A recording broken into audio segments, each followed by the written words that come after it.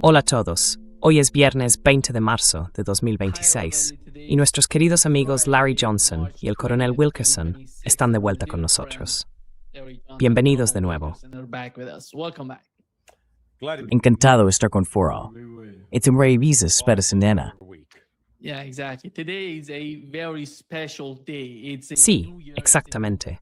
Hoy es un día muy especial. Es un nuevo año, como lo llamamos en Irán, Nowruz, el año nuevo. Y la otra cosa es que el último día del Ramadán es el Eid al-Fitr, cuando termina el ayuno. Es importante para los musulmanes, es importante para los iraníes. Y hoy es un buen día.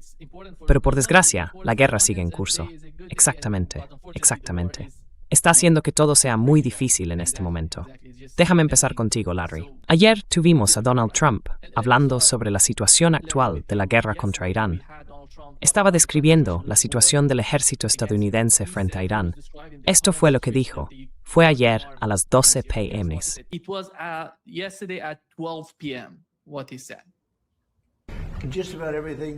Prácticamente todo allí ha sido aniquilado, incluida su cúpula. Su marina ha desaparecido, su fuerza aérea ha desaparecido, su equipo antiaéreo ha desaparecido. Volamos a donde queremos, Pete. Ni siquiera hay nadie que nos dispare.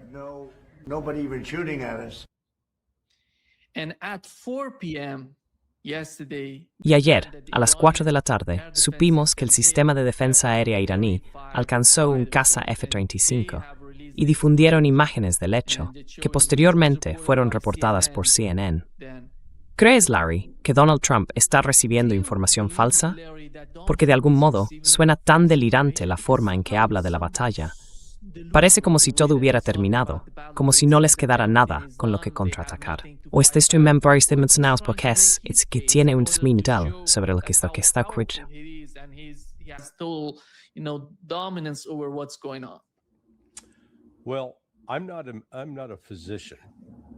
Bueno, no soy médico.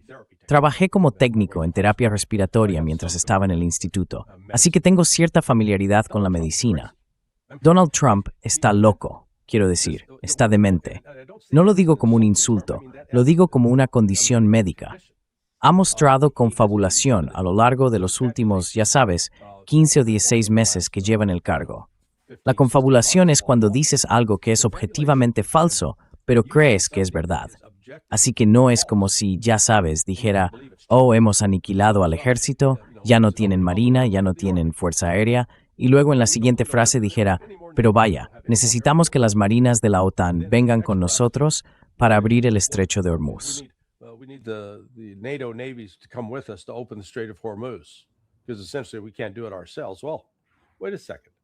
Porque, básicamente, no podemos hacerlo nosotros mismos. Bueno, espera un segundo. Si están aniquilados, si están completamente derrotados, simplemente entra y toma el control. Ya está, se acabó. Así que su cerebro ni siquiera es capaz de reconciliar contradicciones tan evidentes. Lo que me molesta es que la prensa se quede sentada aceptando esta basura sin plantar cara y decir, oye, no puedes seguir diciendo una cosa y queriendo decir otra. Quiero decir, es como esa escena inicial de la película Amadeus, cuando entras en el manicomio y ves a toda esa gente loca, hasta llegar a Salieri, que también está loco. Trump está desconectado de la realidad y es peligroso, y nadie le está enfrentando ni impidiendo que lo haga.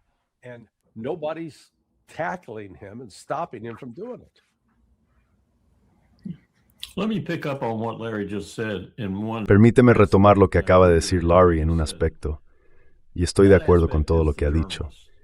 Ese aspecto es el del periodista. Vive al lado de mi casa, y no diré su nombre, pero es un hombre que ha cubierto la Casa Blanca varias veces, cada periodo de 6 meses. Trabaja para Al Jazeera, y me cae bien. Es un buen tipo. A veces me hace un informe, pero cuando entra en la sala de prensa de la Casa Blanca, por así decirlo, sentado allí haciendo preguntas, me entran unas ganas tremendas de preguntar algo. No lo he hecho hasta ahora, pero voy a hacerlo, porque esa matter somewhere.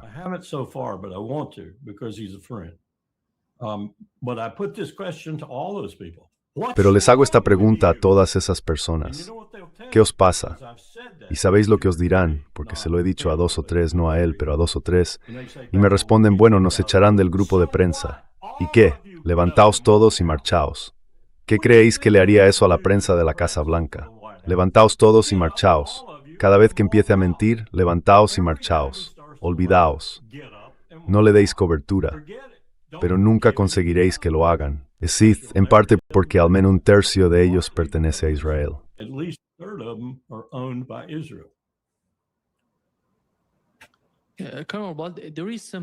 Coronel Wilkerson, hay algo más profundo que eso.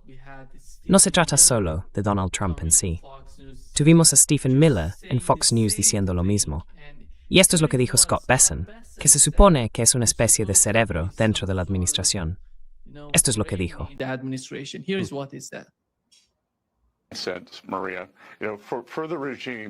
María, ya sabes, en cuanto al régimen, estamos volviendo a lo mismo que con Baghdad Bob. El régimen se está derrumbando y la gente empieza a volverse en su contra. Estamos empezando a ver deserciones en el tesoro. Ahora sabemos dónde están las cuentas bancarias de los líderes iraníes y esas están siendo congeladas. Las mantendremos y veremos quién se presenta en términos de deserciones. Pero estamos empezando a ver deserciones en todo el régimen. Y así es como Nantinistus. Así que ya sabes,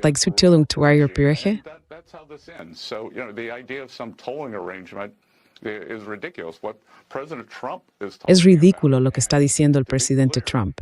Y para ser claros, lleva centrado en la isla de Karg desde 1988, antes de la caída del Shah, diciendo que Estados Unidos debería concentrarse en eso. Está completamente obsesionado con ello. Como dije, la semana pasada hubo una campaña de bombardeos. Los activos militares en la isla de Karg fueron destruidos. Y otra cosa que puedo decirte es que si eres un trabajador del petróleo, no querrás trabajar allí. Todos los trabajadores del petróleo están siendo coaccionados para quedarse. Y bueno, ya veremos qué pasa si eso acaba convirtiéndose en un activo estadounidense.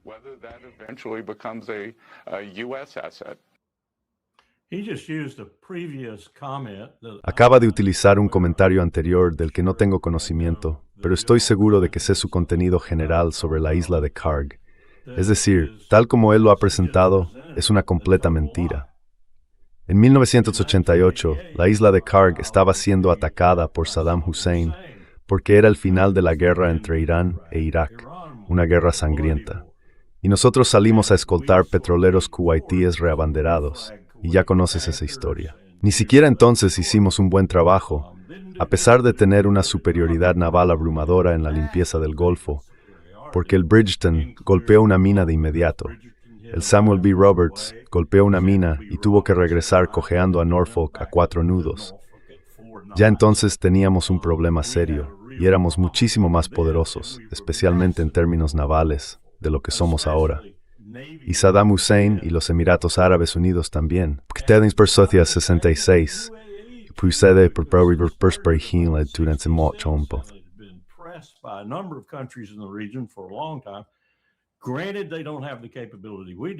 Claro que no tienen la capacidad que tenemos nosotros, pero nunca podrían alcanzarla ni hacerle realmente nada malo. Ahora bien, si vamos a hacerle algo malo, Nima, este lugar tiene aproximadamente un tercio del tamaño de Manhattan. En persa lo llaman la isla prohibida. Es absolutamente prístina, la profundidad del agua y todo, a diferencia de cualquier otro lugar del Golfo.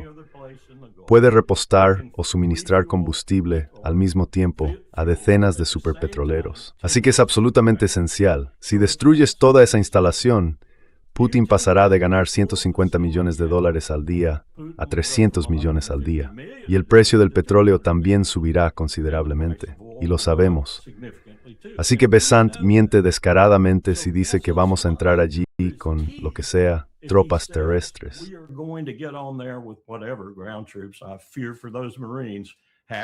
Temo por esos marines, la mitad de sus Ospreys se estrellarán en el camino. Pero si vamos a entrar allí y destruir eso, tenemos que pensar muy seriamente en cómo vamos a reemplazar la capacidad de flujo que eso representa para el mercado mundial del petróleo. Y eso es cierto en todo este juego que estamos jugando con el petróleo. A menos que tengamos el petróleo para reemplazar todo lo que vamos a eliminar, y quizá, durante un periodo prolongado, si tomamos un lugar como la isla de Karg y destruimos las instalaciones allí.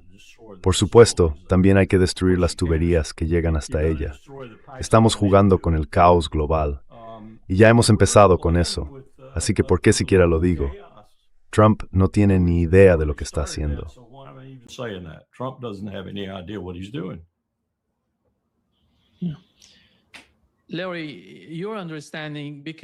Larry, ¿cuál es tu interpretación? Están enviando marines, están enviando fuerzas. Parece que los están enviando a la isla de Karg. No conozco ningún otro lugar. No van a poder acercarse al estrecho de Hormuz. Por eso mucha gente supone que van a atacar la isla de Karg. Netanyahu hablaba en el mismo sentido ayer. Dijo que una invasión terrestre sería inevitable. Y parece que los israelíes también están abogando por eso. No se trata solo de la administración Trump. ¿Qué opinas tú?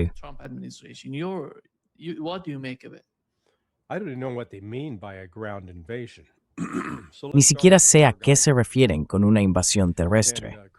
Así que empecemos por la isla de Karg. Y el coronel Wilkerson mencionó la posibilidad de que los marines volaran allí en Ospreys.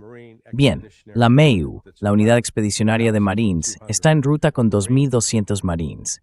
Hagamos las cuentas. Un Osprey puede transportar a 24 Marines con carga de combate. Bien, veamos. Si vuela. Sí, sí vuela.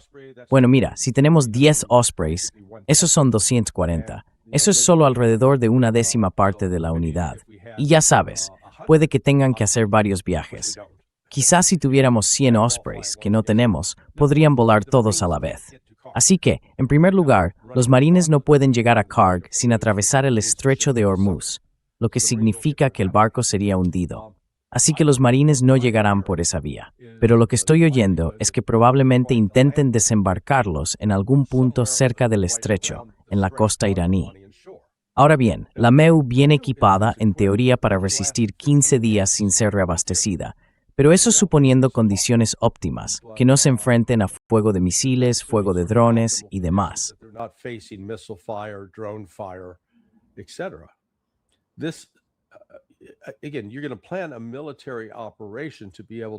De nuevo, vas a planear una operación militar para cumplir ciertos objetivos.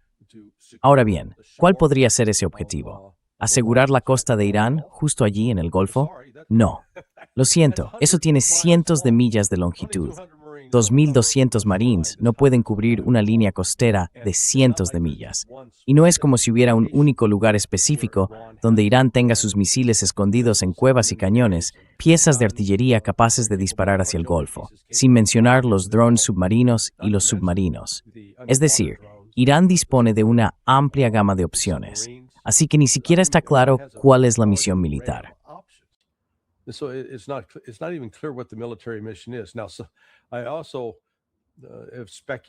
También he especulado con que quizá vayan a usar a los marines como distracción mientras intentan lanzar una unidad de operaciones especiales para atacar uno de los objetivos reforzados y profundamente enterrados, con la esperanza de recuperar uranio enriquecido.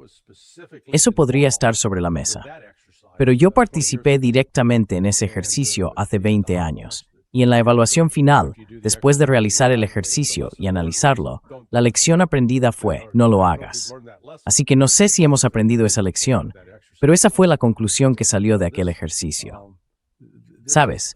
Creo que hay gente tomando decisiones militares que no entiende ni una maldita cosa sobre capacidades, logística u operaciones militares.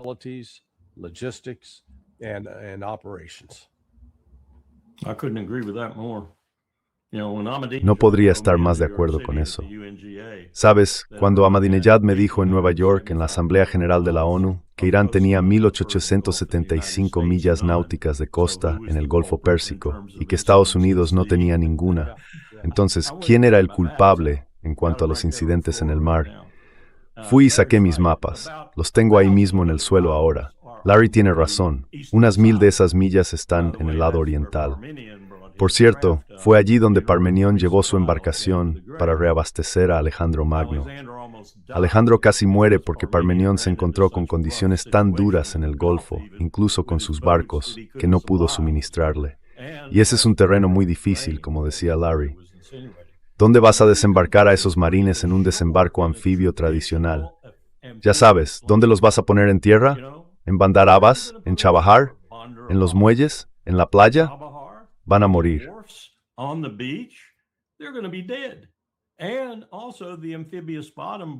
Y además, el fondo anfibio que los acerque lo suficiente como para realizar un asalto anfibio va a estar acabado. Esa cosita que todo el mundo llama un portaaviones, no es un portaaviones. Es un buque de asalto anfibio y lleva aviones a bordo. Pueden apoyar a los marines que desembarquen, pero ¿a dónde van a ir? Yo hice el estudio, el análisis de este tipo de cosas para el PACOM hace años. Lo hicimos porque pensábamos que íbamos a luchar contra los rusos que bajaban desde Afganistán. No entendíamos por qué estaban en Afganistán. Nosotros no hacíamos el trabajo político, solo hacíamos el trabajo militar. Y sabíamos que querían un puerto de aguas cálidas. Así que estábamos planificando combatirlos en Irán, planificando que intentaran bajar por la zona de Chabahar, Bandar Abbas, esa área. Conozco ese terreno. Buena suerte, Donald Trump. Buena suerte, Marines. Sí.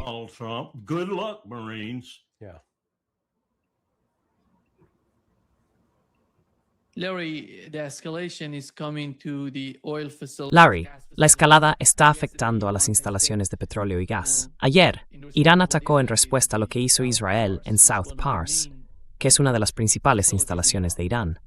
Han respondido atacando Arabia Saudí, los Emiratos Árabes Unidos, Kuwait, Qatar y Haifa. El ataque a Qatar, como sabes, dejó fuera de servicio alrededor del 20% de su capacidad de GNL. Y Donald Trump, según lo que hemos oído de fuentes de Axios Tom Barak y Barak Ravid, dijo que los estadounidenses e israelíes se coordinaron antes de este ataque. Luego Donald Trump salió a decir que no tuvo nada que ver con lo que ocurrió. ¿Cuál es la verdadera historia? Porque ya hemos visto esto antes con el ataque a Doha. Donald Trump salió a decir que no sabía nada al respecto. ¿Cuál es tu interpretación de eso?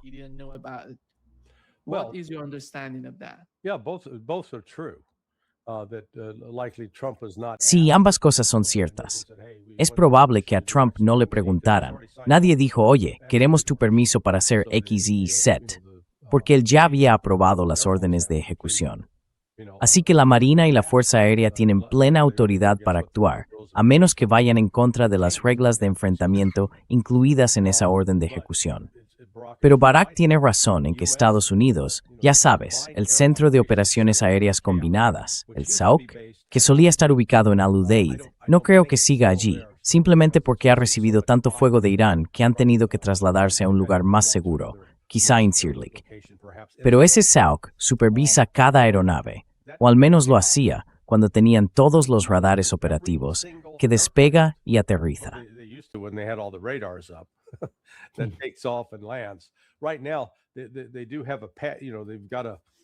Ahora mismo tienen una especie de solución provisional.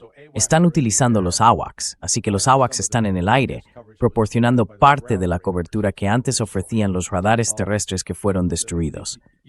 Pero los comandantes estadounidenses sabían perfectamente hacia dónde se dirigían los israelíes, e Irán lo había dejado muy claro: si nos atacáis aquí, os atacaremos allí. Fue un ojo por ojo, y eso es exactamente lo que ocurrió. Al destruirlos, están pro-sing ustemke, nenes que se sas mundiales de petróleo fertilizantes. No hay una gran raptor.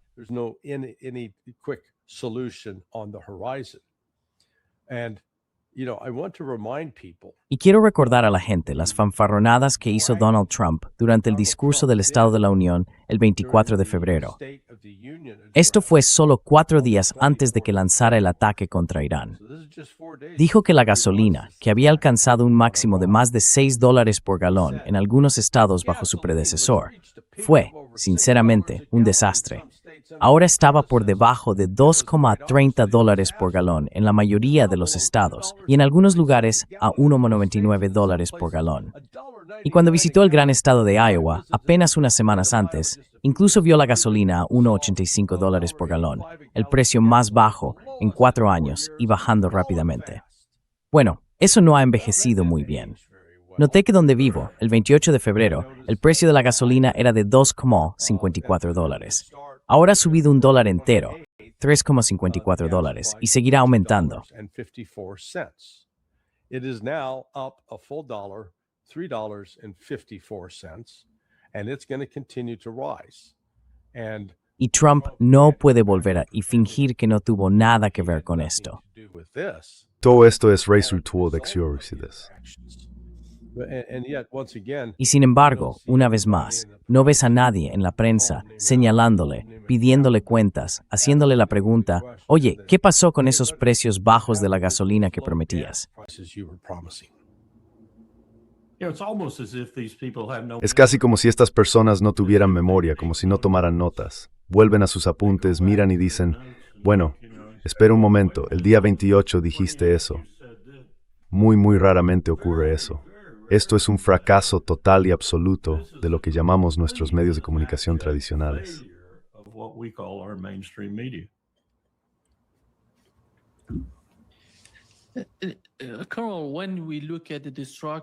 Coronel, cuando observamos la destrucción que está ocurriendo en Irán y en Israel, es algo comparable. Pero en el caso de Irán, vemos que la estrategia es diferente. No atacaron las instalaciones petrolíferas antes de que Israel los atacara. ¿Cómo ve la escalada?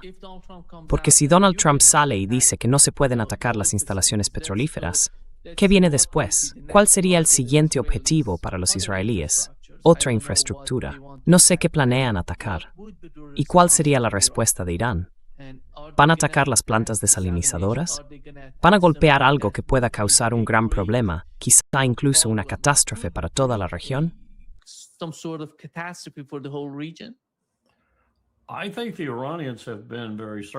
Creo que los iraníes han sido muy prudentes. No atacan objetivos específicos que puedan perjudicarles internacionalmente, por así decirlo, ni cometen acciones más graves hasta que esos mismos objetivos son atacados en su propio país. Y eso suele ser Israel. Entonces responden de la misma manera. Tengo entendido que han causado daños importantes a las instalaciones petrolíferas de Haifa, por ejemplo. Y eso fue solo después de que Israel realizara el ataque. Escuché hace unas 40 horas a alguien de la administración y luego leí que Trump en realidad lo había dicho. No lo encontré en ningún sitio, pero la cuestión era que él no lo sabía. Que nosotros no sabíamos que Israel iba a atacar las instalaciones petrolíferas, con la implicación de que habríamos dicho que no, que los habríamos detenido si lo hubiéramos sabido.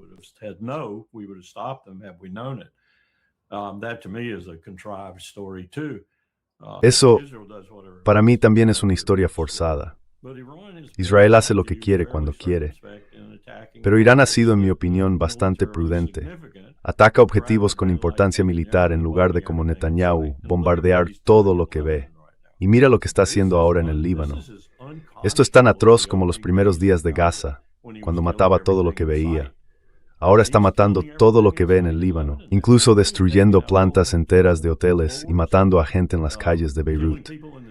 Este tipo es un monstruo sediento de sangre, y Trump está aliado con él, totalmente a muerte.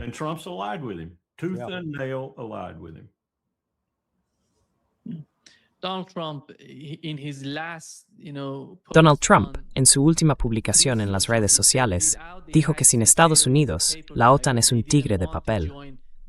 No quisieron unirse a la lucha para detener a un Irán con capacidad nuclear. Ahora esa lucha está ganada militarmente. Habla como si Estados Unidos hubiera ganado la guerra y con muy poco peligro por su parte. Luego sigue y sigue hablando del estrecho de Hormuz, llamando cobardes a los europeos porque no se unen a Estados Unidos, mientras que al mismo tiempo, de algún modo, les suplica su ayuda. Pero después de todo, Larry, militarmente, ¿qué tienen que aportar? Porque Donald Trump parece sentir que si se unen, eso sería el final. Yeah. Well, apart from the fact that they have limited military Sí, capability, bueno, aparte del hecho de que tienen una capacidad militar limitada, ¿por qué necesitan aportar algo? Se acabó.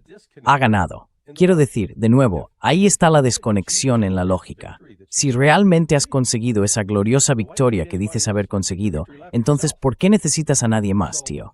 Da tú mismo la vuelta de la victoria. Así que, ya sabes, es solo otro recordatorio de su desconexión de la realidad y de su incapacidad para reconocer que está diciendo cosas irracionales, alentado por un grupo de aduladores como Stephen Miller, Scott Bessent, Marco Rubio y Pete Hegseth. Dios, ya sabes, Es una receta para el desastre. No sé si podemos señalar otro momento en la historia en el que el líder de una nación haya estado tan desconectado de la realidad y tan, supongo, ya sabes. Has been so detached from reality and so, I guess, Adolf Hitler. Hitler is actually the last one to be. Quiero decir, Hitler fue en realidad el último que estuvo tan desconectado de lo que realmente ocurría sobre el terreno, militarmente, y aún así seguía diciendo en voz alta, «Oh, estamos ganando, somos victoriosos». Y no hago la comparación con Hitler a la ligera. A veces se usa de forma tan exagerada que pierde sentido. Pero, por Dios, ahora mismo estamos viendo al presidente de los Estados Unidos tomar decisiones basadas en información falsa o, cuando la verdad está ahí fuera, simplemente la ignora. Finge que no la ha oído. Lo vimos el año pasado cuando Tulsi Gabbard dijo al principio, no, Irán no está construyendo una bomba nuclear. Y cuando se le preguntó a Trump, bueno, su directora de Inteligencia Nacional dijo que no están construyendo una bomba nuclear, él respondió, no la escucho. No sabe de qué habla. Ahí lo tienes.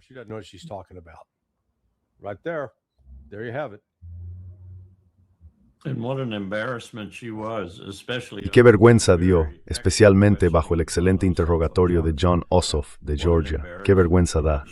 Ni siquiera conoce la ley, ni siquiera sabe que está mintiendo descaradamente, probablemente por ignorancia, al afirmar que el presidente por sí solo toma esas decisiones y determina qué es buena o mala inteligencia. Eso viola todo lo que establece la Ley de Seguridad Nacional de 1947 y sus enmiendas, incluida la enmienda que creó la DNI. Una violación de todo. No conoce su trabajo, no conoce el cargo que ocupa y tampoco que ocupa Trump.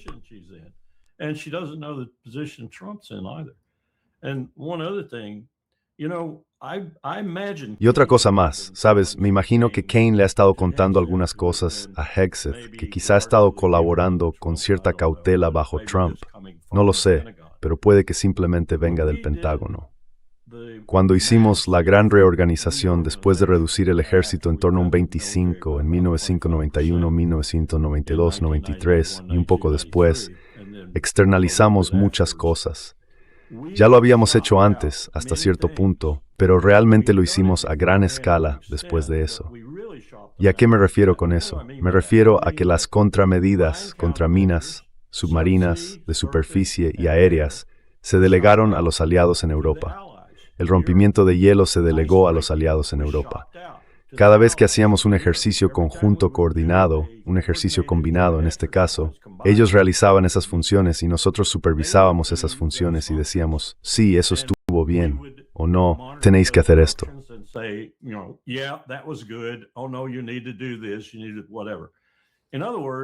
Tienes que hacer lo que sea. En otras palabras, compartimos con nuestros aliados las cosas en las que no queríamos gastar mucho dinero y que no queríamos hacer nosotros mismos, porque realmente no eran nuestro campo de especialización. No las hacíamos especialmente bien, o lo que fuera, y quizá los noruegos sí, quizá los británicos, y así sucesivamente. Me imagino que algo de eso está ocurriendo ahora mismo con las contramedidas contra minas. Y eso es precisamente lo que tiene al Pentágono irritado por la falta de participación de los aliados, porque ellos sí tienen algunas capacidades de contramedidas contra minas muy sofisticadas. Solo un ejemplo. Tenemos barcos, la mayoría en realidad, que son un desastre total en cuanto a lo que fueron diseñados para hacer. Uno de ellos, construido por Lockheed Martin, incluso se partió por la mitad en el momento en que salió de la rampa y tocó el agua.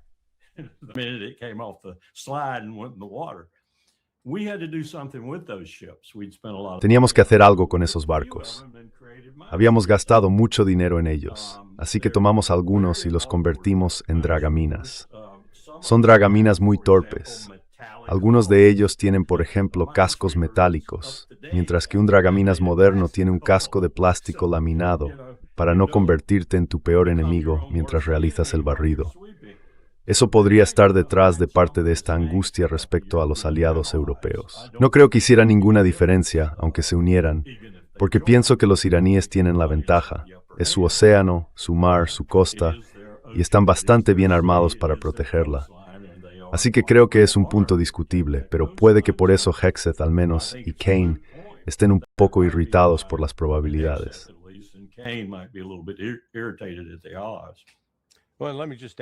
Bueno, déjame añadir que ahora mismo no tenemos ningún dragaminas operativo, así que estamos fuera. El ejército más poderoso del mundo se ha quedado sin dragaminas. Y cuando hicimos esto en el 88 y el 89, y créeme, parte de ese equipo todavía anda por ahí, como las plataformas remolcadas que arrastran los helicópteros, tuvimos un problema serio. Casi perdimos 2 de nuestros propios buques de contramedidas de minas porque la fastidiamos. Así que no es una especialidad que mantengas de forma rutinaria. Puede que la practiques una vez al año y tu equipo funciona más o menos igual. No lo usas demasiado, y cuando tienes aliados que lo hacen en los ejercicios combinados, no hace falta que lo hagas tú.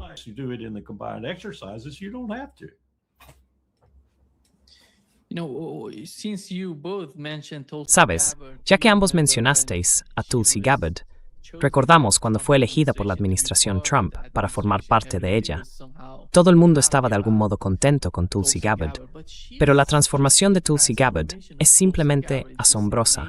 Siendo demócrata, luego republicana, y después uniéndose, ya sabes, al equipo de Trump. Y ahora mismo está destruyendo cada pizca de credibilidad que tenía antes. Y aquí está lo que, bueno, ya sabes, el congresista Castro le estaba haciendo preguntas legítimas sobre la guerra contra Irán. Esto fue lo que dijo.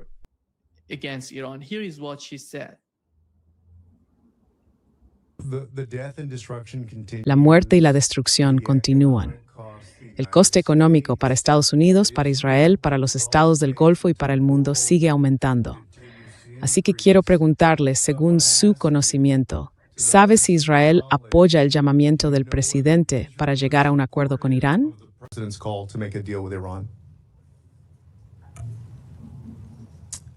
Non sé troppo sulla posizione israeliana al rispetto. ¿Y qué crees que llevó a Israel a atacar la infraestructura energética de Irán, a pesar de que el presidente Trump había pedido mantener esas instalaciones fuera de los límites? No tengo una respuesta para eso.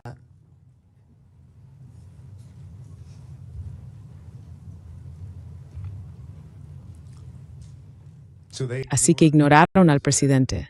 ¿Estás de acuerdo con eso?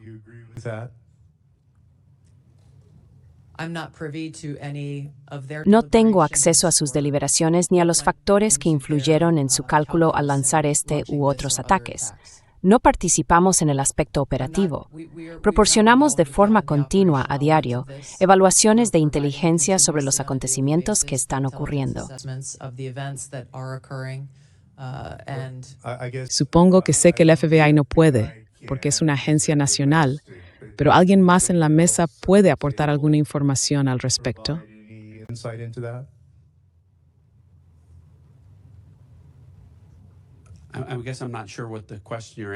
Supongo que no estoy seguro de qué pregunta está haciendo congresista Castro. Un par de cosas. Los objetivos que el presidente estableció están claramente definidos. El DNI los expuso. Lo que no se incluyó es un objetivo de la campaña de Estados Unidos. Bien, director, permítame empezar con esta pregunta. Usted preguntó cuál es mi pregunta. Permítame recuperar mi tiempo, director. Vamos. ¿Sabe por qué Israel decidió atacar esa infraestructura aunque el presidente dijo que debía estar fuera de los límites? No hablaría en nombre de Israel. ¿Qué saben ustedes? Estamos en guerra. ¿Qué saben ustedes? Tendremos que dejar constancia de ello.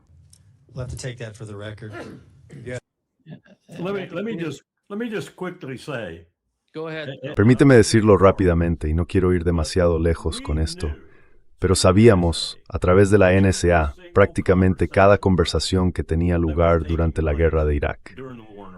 La segunda, bueno, probablemente también la primera, pero en la primera no estaba tan implicado. Asistí a las sesiones informativas en la segunda. Sabíamos lo que decía Alemania, lo que decía Francia, lo que decía Israel, lo que decía Saddam Hussein, lo que decía Turquía. Cada día lo sabíamos, ¿de acuerdo? Así que o bien están ahí sentados sin ser conscientes de la capacidad y los medios que tienen, o están mintiendo descaradamente. Espiamos a los israelíes todo el tiempo y ellos a nosotros. We spied on the Israelis all the time, and they on us.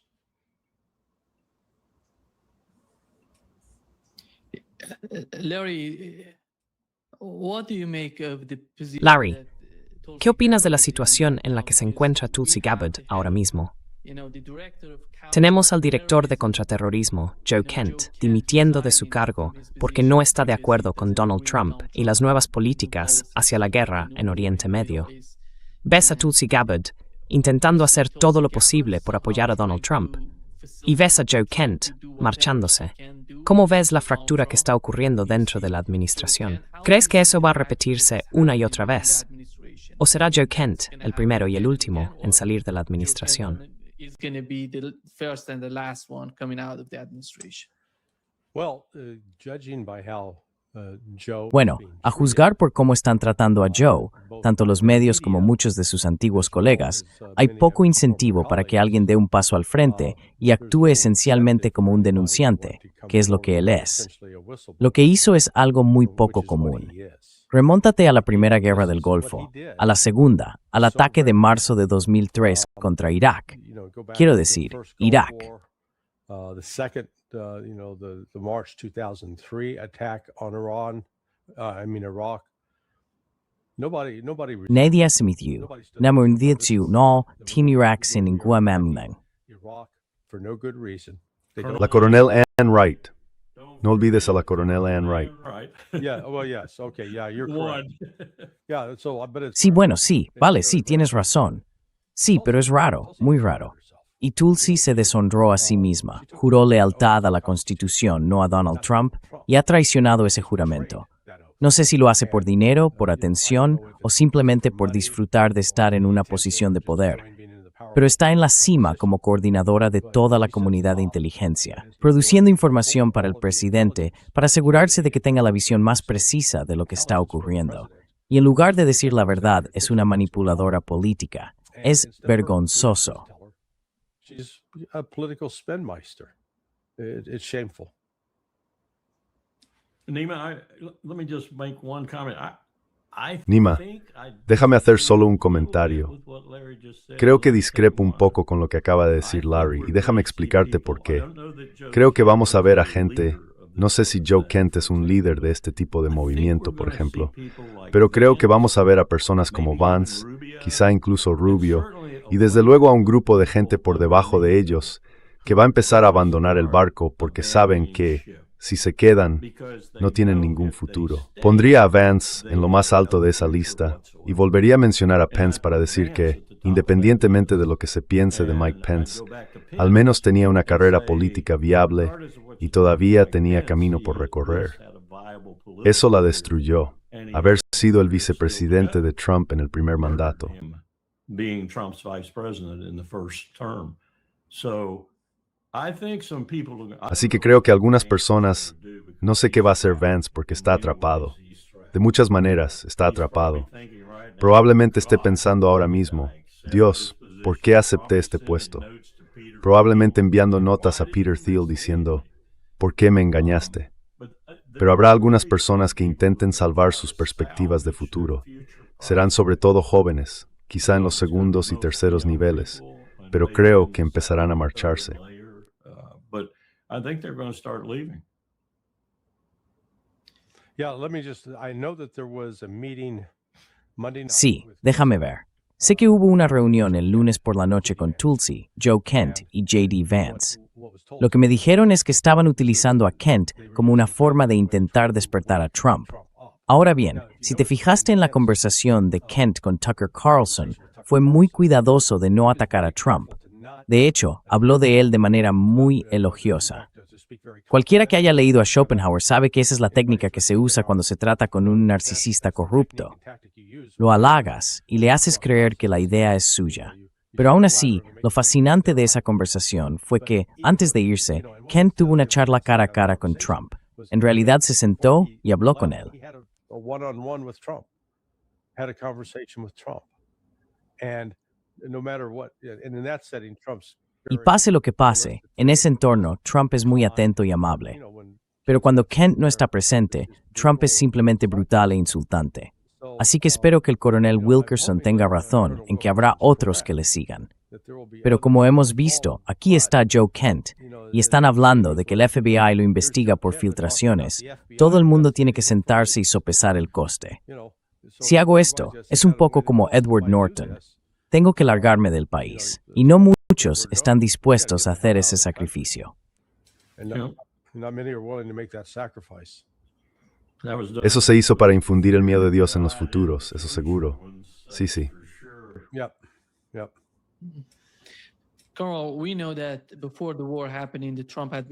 Carl, sabemos que antes de la guerra, la administración Trump aumentó el presupuesto de defensa en unos $600 millones.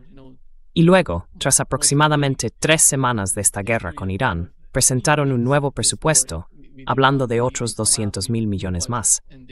Eso va a duplicar básicamente el presupuesto que tenían antes. Eran 900 más 900.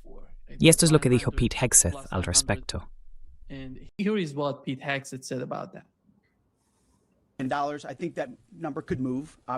Creo que esa cifra podría cambiar, obviamente. Hace falta dinero para eliminar a los malos.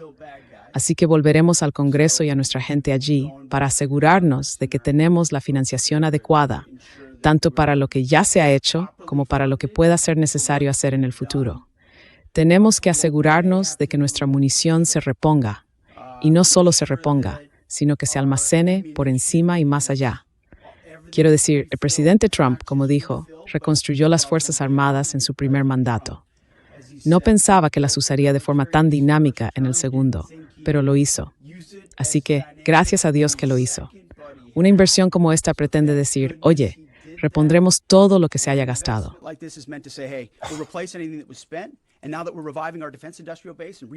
Y ahora que estamos reactivando nuestra base industrial de defensa, reconstruyendo el arsenal de la libertad y cerrando acuerdos como los que está haciendo nuestro gran vicesecretario, con plazos largos para municiones de alta precisión, vamos a reabastecernos más rápido de lo que nadie imaginaba.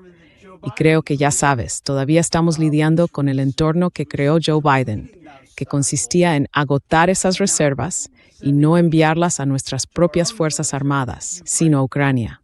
Cada vez que miramos atrás y analizamos cualquier tipo de desafío que tenemos, todo se reduce, bueno, envíalo a Ucrania. En última instancia, creemos que estas municiones se emplean mejor en nuestros propios intereses en este momento.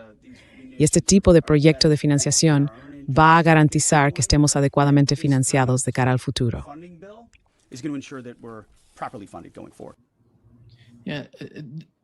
Hay informes de que Estados Unidos está agotando sus misiles de crucero. Carl, ¿cuál es tu opinión al respecto? Había tantas mentiras en eso que ni siquiera sé por dónde empezar. La última, por supuesto, sobre Biden. En realidad, Biden hizo algo para reforzar algunas de las categorías más críticas de municiones que no habíamos estado vigilando muy de cerca. Y no todo fue a Ucrania. Ahora mismo no tendríamos nada si así hubiera sido. Lo que Pete Hegseth ha hecho en 14 o 15 meses, probablemente sea insignificante en comparación con el largo tiempo de preparación que se necesita para hacer estas cosas. Así que está lleno de mentiras. Un suplemento de $200 millones solo tiene sentido porque sé lo que hacemos en el Pentágono cuando iniciamos cualquier tipo de actividad cinética.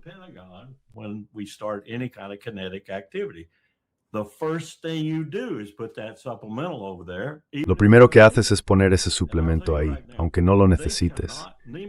Y te lo digo ahora mismo, no pueden gastar el dinero que tienen de manera provechosa. Es tan grave que gran parte se está perdiendo en lo que yo llamaría las formas venenosas que tienen de distribuirlo y en la velocidad con la que tienen que hacerlo para asegurarse de que no desaparezca. Es como si al final se quedaran sin tiempo, ¿sabes? Y simplemente lo echaran todo. Están gastando dinero ahora mismo en cosas que no van a resultar muy efectivas y que probablemente estén llenas de corrupción y robo porque se están moviendo demasiado rápido. because they're going so rapidly, and they, not Biden. Y ellos, no Biden, han desmantelado todos los controles y equilibrios en el Pentágono, supuestamente y presuntamente porque él quiere que las cosas avancen rápido. Quiere, como él mismo dice, que la tecnología llegue al campo antes de quedar obsoleta. Bueno, eso suena bien, pero cuando eliminas las pruebas, la evaluación, el análisis, la supervisión y todo lo demás, ¿adivina qué va a hacer el contratista contigo? Lo mismo que han hecho desde tiempos inmemoriales, estafarte. Sí, que simplemente está mintiendo, miente desde the sport. So he's just lying. He's lying through his teeth. Well, the other thing he's also ignoring is because Bueno, ya sabes, lo otro que está ignorando es que debido a la supuesta estrategia comercial brillante de Trump, los chinos han cortado el suministro de minerales de tierras raras y galio, que son componentes fundamentales en muchos de los sistemas de armas y en los sistemas de apoyo, como los radares. Fíjate en que todavía no han podido construir e instalar los radares en el cono de morro de los F-35 por la falta de esos materiales procedentes de China, y esos no van a aparecer en ningún momento próximo. Así que, da igual. Supongamos que realmente pudieras construir una fábrica automatizada para producir, digamos, misiles PAC-3, sacando 100 al día en lugar de 100 cada 2 meses. Aún así no podrían hacerlo, porque no disponen de algunas de las materias primas críticas que China está reteniendo.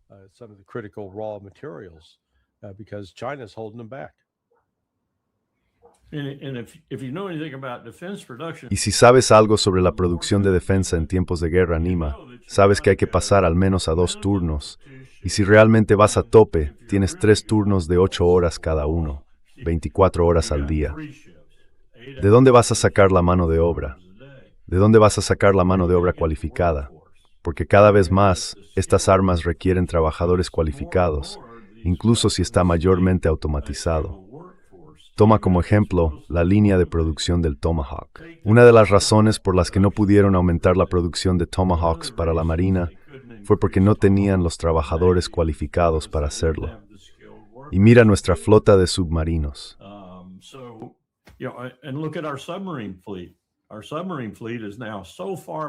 Nuestra flota de submarinos está ahora tan atrasada en ambas clases, de misiles balísticos y de ataque, que, por ley, el programa debería cancelarse.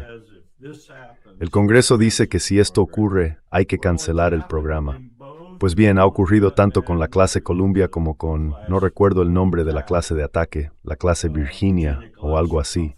Pero en ambas clases deberían cancelarse. La única razón por la que no lo están es porque son absolutamente esenciales para nuestra defensa y nuestra seguridad. Y eso lo saben en el sector de la contratación. Pero una de las razones es que no tenemos mano de obra. No podríamos pasar a 3 turnos. No podríamos pasar a 2 turnos. Simplemente no tenemos la mano de obra.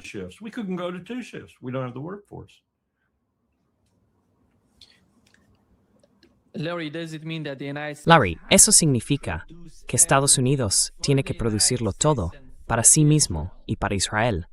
¿Y qué sabemos realmente sobre las capacidades de Israel para proporcionar, no sé, misiles de crucero o lo que necesiten para sus aviones de combate?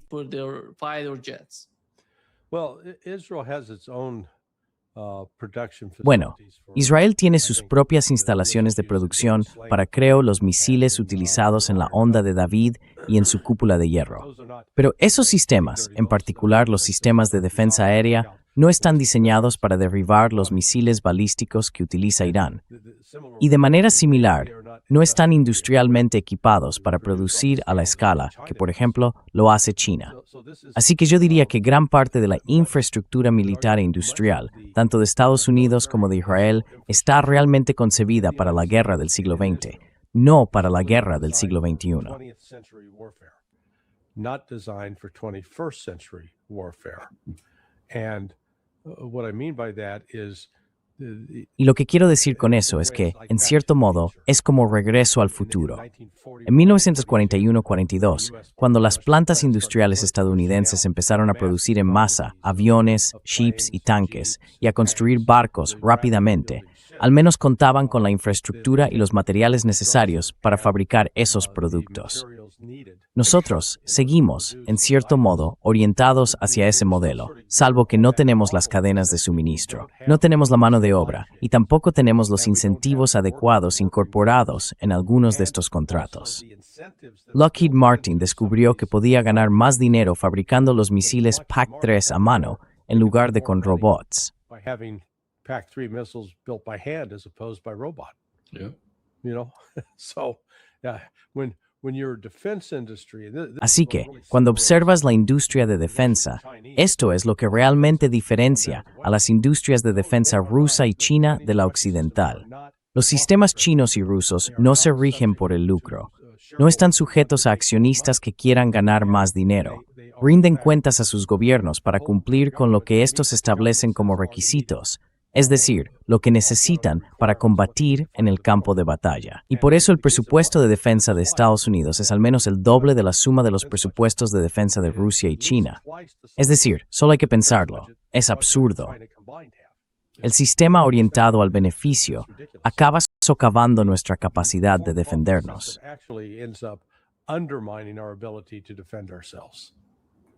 And the grifters in the system are part of it. Y los estafadores dentro del sistema. Leí recientemente un análisis que creo que es bastante acertado. China obtiene aproximadamente 2 veces y media más rendimiento por su dinero que nosotros. Y no sé la respuesta a esto, Larry. Quizá tú sí. ¿Las instalaciones de producción de Israel están bajo tierra? No. Are Israel's production facilities underground? No. Creo que están mayormente sobre el suelo. Así que para que AMS también estén recibiendo paliza. Yeah, well, no, they've been hit. Sí, bueno, no, les han golpeado. Y de nuevo, todo se remonta a la arrogancia, porque asumieron que su cúpula de hierro y su onda de David serían tan eficaces que Irán no podría alcanzarlos. Y luego descubrieron el pasado junio que sí podían ser alcanzados, y no se puede mover todo bajo tierra en tan poco tiempo. Sí, Coronel, esto es lo que dijo el secretario general de la OTAN sobre ayudar a Estados Unidos en la guerra. Ruta.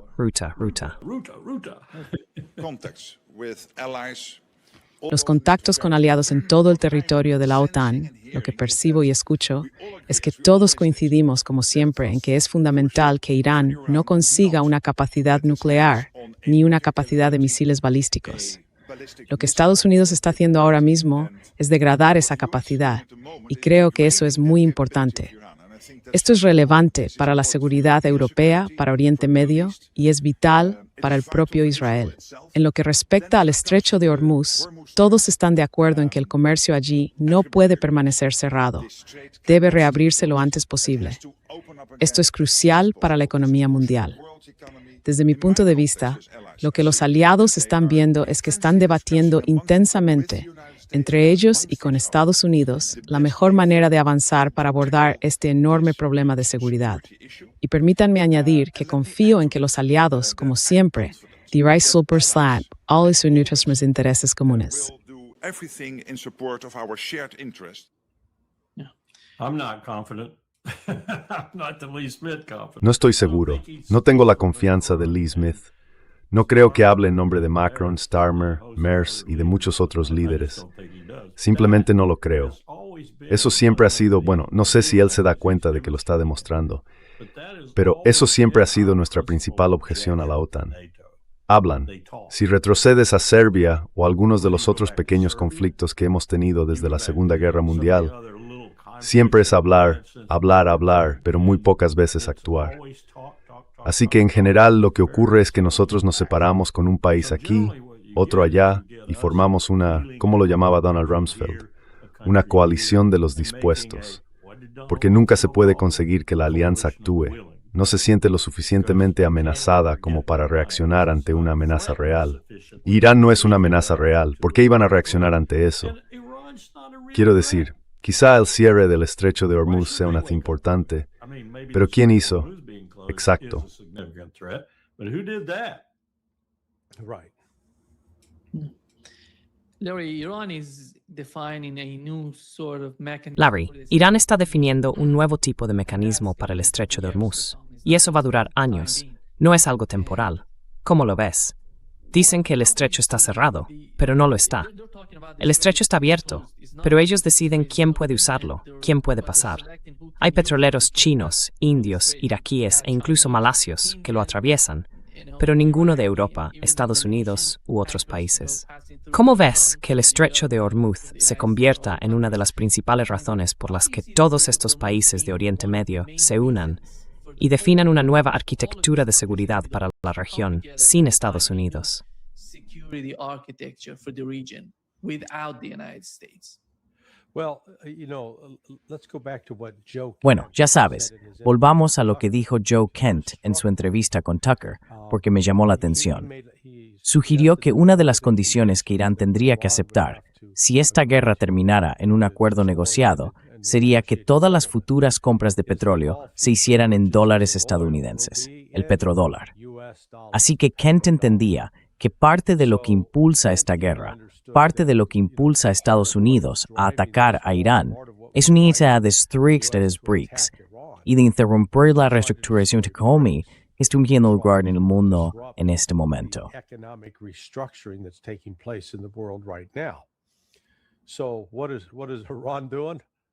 Entonces, ¿qué está haciendo Irán?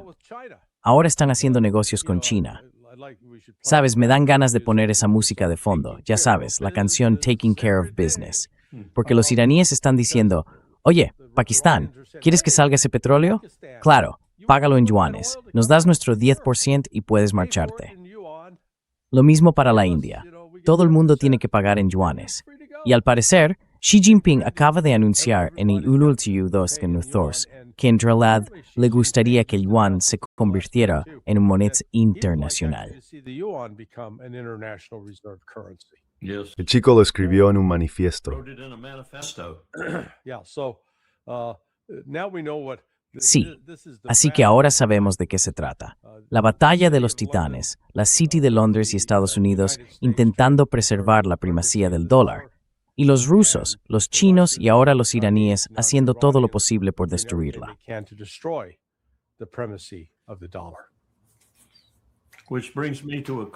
No me eso, lo que me lleva a un comentario que hice ayer y que seguiré repitiendo. Creo que las fuerzas que están detrás del trono están realmente centradas en ese objetivo en lo que respecta a esta guerra. Quieren detener a China.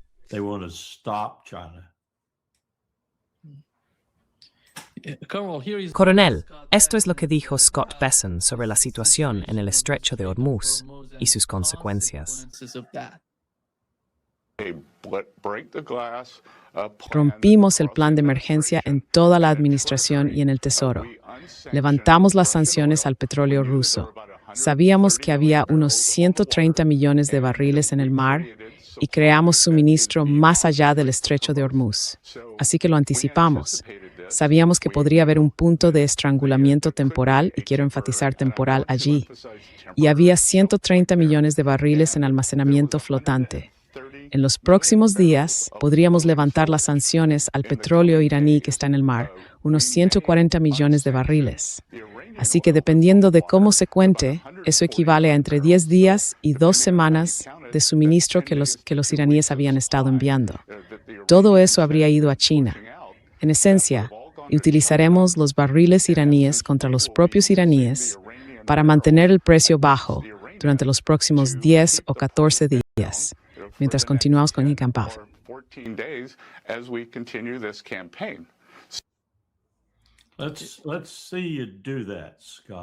Vamos a ver si puedes hacer eso, Scott. Ese sería mi primer comentario. Mi segundo comentario sería, de acuerdo, Putin está ganando ahora hasta 150 millones al día en beneficios extraordinarios, probablemente 200 millones antes de que acabe el mes. Y todo esto lo estás haciendo en alta mar. ¿Quieres una guerra global? ¿Quieres empezar una guerra mundial? Sigue así. Tengo entendido que por fin tenemos a los rusos bien agarrados. Por fin tenemos un petrolero rumbo a La Habana. Al menos eso es lo que creen las personas con las que hablo sobre este asunto. Y lleva suficiente carga como para aliviar algunos de los verdaderos problemas que hay ahora mismo en Cuba. Va a ser muy interesante ver qué hace Donald Trump cuando se entere, si no lo ha hecho ya, de que esto es así. Sí lo es.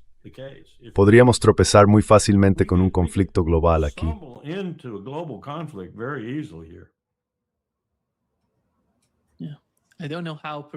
No sé cuán preparados están. Parece que no estaban listos para que la guerra con Irán siguiera prolongándose.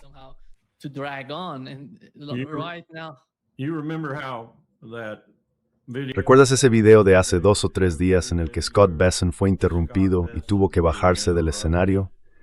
Luego volvió después de que el presidente se pusiera en contacto con él entre bastidores. No sé si el presidente estaba en el lateral del escenario o si simplemente lo llamó o lo que fuera, pero fue algo sin precedentes. Tuvo que levantarse en mitad de su discurso y abandonar el escenario, y cuando regresó, se le notaba visiblemente afectado. Creo que fue porque el presidente le dijo que acababa de hablar por teléfono con Putin y había levantado algunas de las sanciones, porque ese era el proyecto personal de Scott Bessent, las sanciones a Rusia.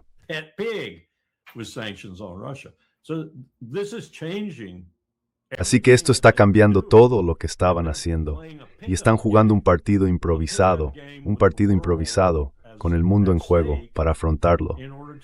Y por cierto, ¿por qué se permitió que nuestra reserva estratégica de petróleo bajara de los 500 millones de barriles hasta los 415 millones durante el mandato de Trump, cuando Trump había dicho durante la campaña que se aseguraría de mantenerla llena y más aún, y la ha vuelto a utilizar? Así que estamos creando algunos problemas, grandes problemas, para el mundo y para nosotros mismos. Y estamos coqueteando no solo con que el renminbi sustituya al dólar en la economía global, estamos coqueteando con una guerra con China, no por Taiwán, no en el mar de China Meridional.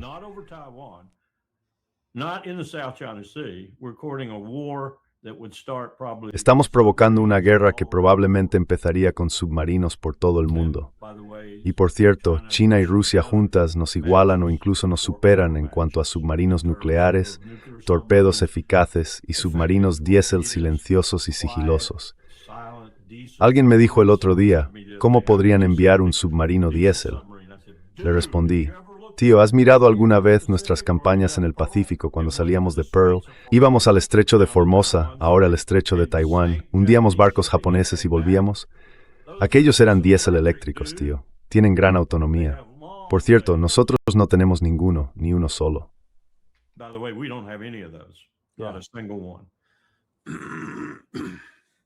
Larry, ¿está Donald Trump fortaleciendo los BRICS desde dentro?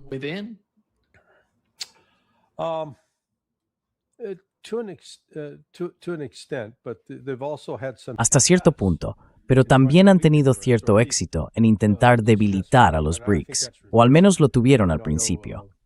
Creo que eso se está revirtiendo. Sé que nuestro buen amigo Pepe Escobar ha estado algo desesperado por el comportamiento de la India, pero la India realmente se ha acorralado a sí misma. El intento de Modi de ponerse del lado de los israelíes, y en realidad gran parte de lo que impulsa a Modi es simplemente un prejuicio antimusulmán, significa que se dirige a la visión hindú y odia a los musulmanes. Pero ahora eso le está saliendo carísimo, no solo políticamente, sino también económicamente. El petróleo que la India compraba a Rusia a $55 el barril ha desaparecido. Ahora está pagando al menos $90 el barril.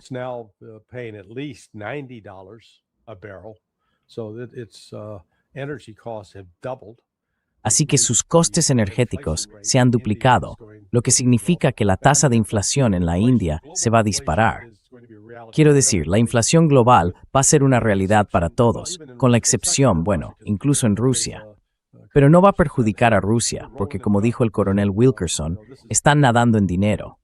Ya sabes, Putin es el gran ganador de toda esta desventura de Occidente, porque controlan el petróleo, controlan el gas natural licuado, controlan grandes cantidades de ambos, así como de fertilizantes. Son el mayor productor de fertilizantes. Ahora ya sabes, son como la única chica en el baile de Sadie Hawkins. Pueden elegir con quién quieren bailar y con quién no. They get to choose who they want to dance with and who they don't want to dance with. And the rest of the world is lined up like. Y el resto del mundo está en fila diciendo, oh, por favor, déjame ser tu socio, excepto Europa por ahora. Pero llegará el momento en que Europa tendrá que ceder en eso. ¿Viste lo rápido que Trump y su gente cedieron en esa idea de vamos a usar sanciones? Ya sabes, estamos sancionando a Rusia, estamos sancionando a Irán, y luego incluso dijeron, sí, vamos a levantar las sanciones a Irán para que puedan vender petróleo. Así que esto no va de alguna idea profundamente arraigada de tenemos que impedir que Irán consiga un arma nuclear o tenemos que impedir que Irán mate a sus manifestantes. Tonterías. Esto va de dinero, y Estados Unidos quiere controlarlo, y está perdiendo ese control. De eso trata todo este asunto, en última instancia. That's what this whole thing is ultimately all about. Bingo. And Europe just bought the entire complement. Bingo. Y Europa acaba de comprar todo el conjunto de GNL ártico ruso. Todo el conjunto.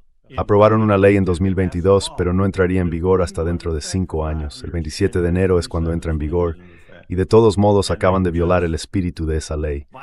Y ella dijo, ¿cómo se llama? Dijo, bueno, en enero dejaremos de comprarlo. Claro. She said, well, in January we'll stop buying it. Right. In a pig's ass you will. Y un cuerno que lo harás. Bueno, me pregunto si Rusia va a declarar fuerza mayor y decir, no vamos a venderos, tenemos a otra gente a la que debemos atender. Porque simplemente, ya sabes, los malditos europeos acaban de incautar otro petrolero ruso en el Mediterráneo. Y no veo a los rusos quedándose de brazos cruzados diciendo, oh, bueno, no pasa nada. Creo que van a montar un buen lío por eso.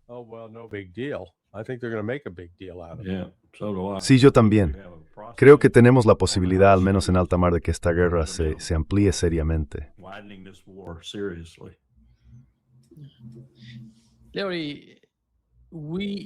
Larry, el coronel y yo estábamos hablando sobre el caso de Charlie Kirk, las distintas sesiones que hemos tenido discutiendo lo que ha ocurrido.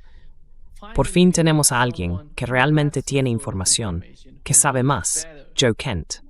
Tuvo una entrevista con Tucker Carlson y abordó lo que ha pasado con el caso de Charlie Kirk. Esto es lo que dijo.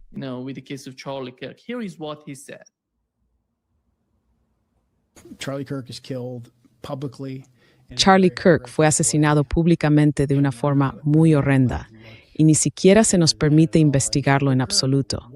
Era uno de los asesores más cercanos del presidente Trump y también se manifestó firmemente en contra de una guerra con Irán. Estuvo en el despacho Oval en los días previos a la guerra de 12 días. No era especialmente cercano a Charlie. Fue muy amable conmigo cuando me presenté al Congreso, muy solidario. Así que nos conocíamos.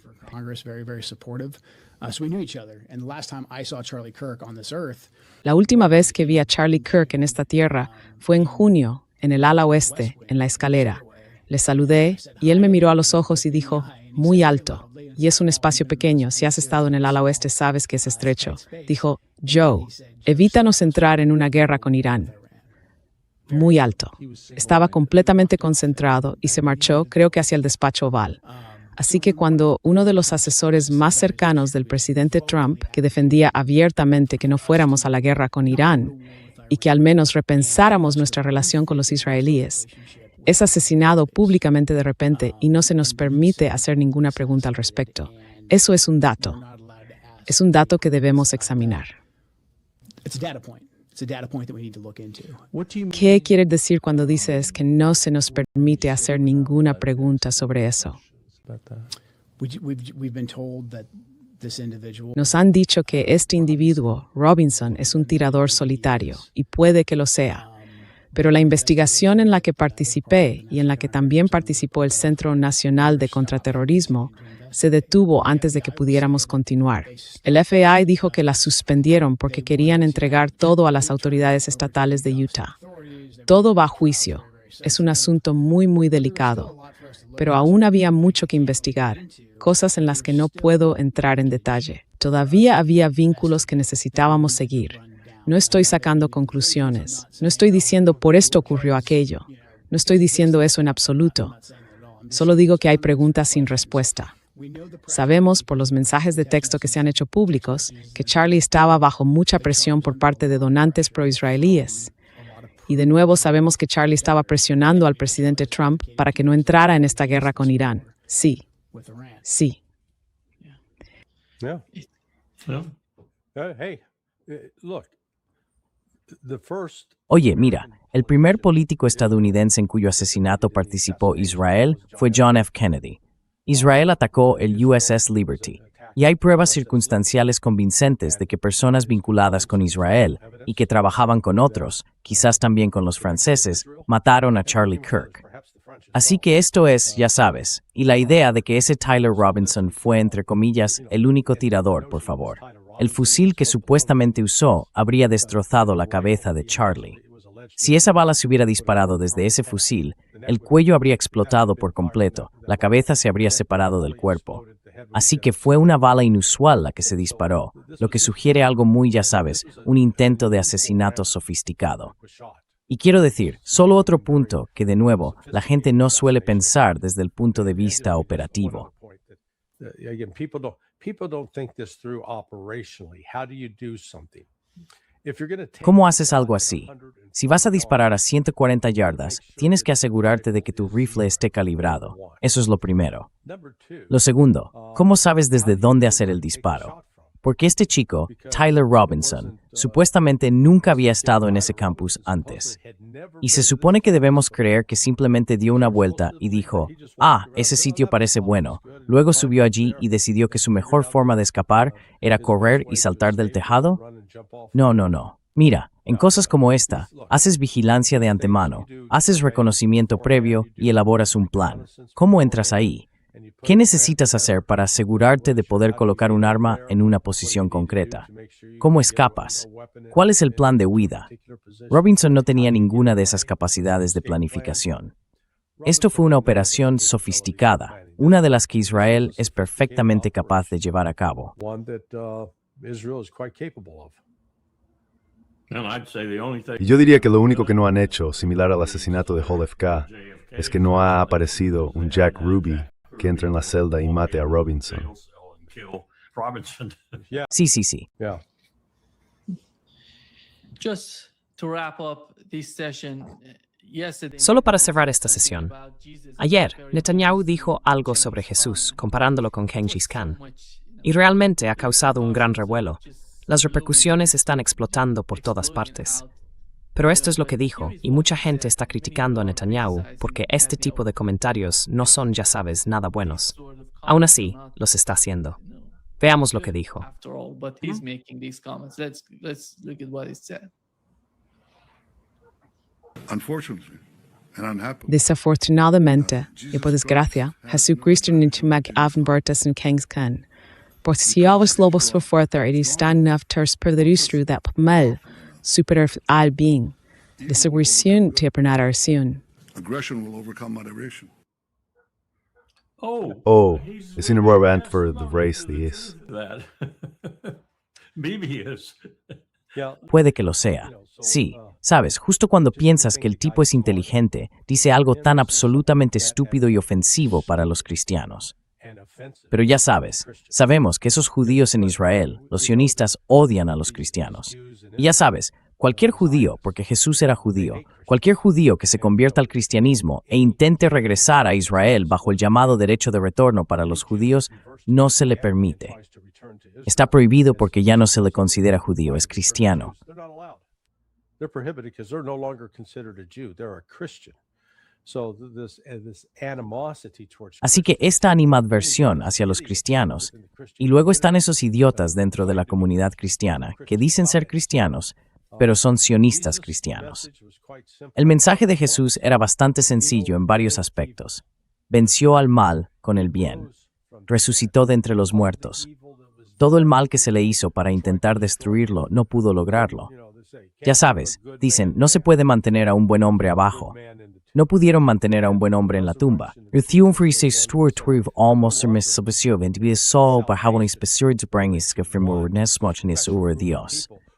No, Jesús vino y dijo, ¿sabes qué? La salvación es para todos. Salvation is for everyone.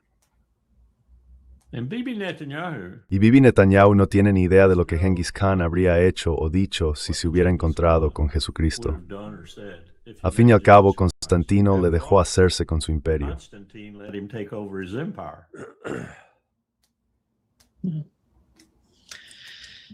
Thank you so Muchas gracias, Carl y Larry. por acompañarnos hoy. Un gran placer, como siempre. As always. Let's hope Thanks, we Greg. Esperamos un fin de semana tranquilo, al menos en parte, pero me temo que esto va a seguir escalando fuera de control. escalate out of control. Sí, exactamente, lo mismo. Ditto. See Nos vemos pronto. Gracias. Muy bien, amigo mío. Friend. Cuida Richard y the strength. This is the tea. Yeah. Mantén el brillo sólido. Adiós. Bye-bye.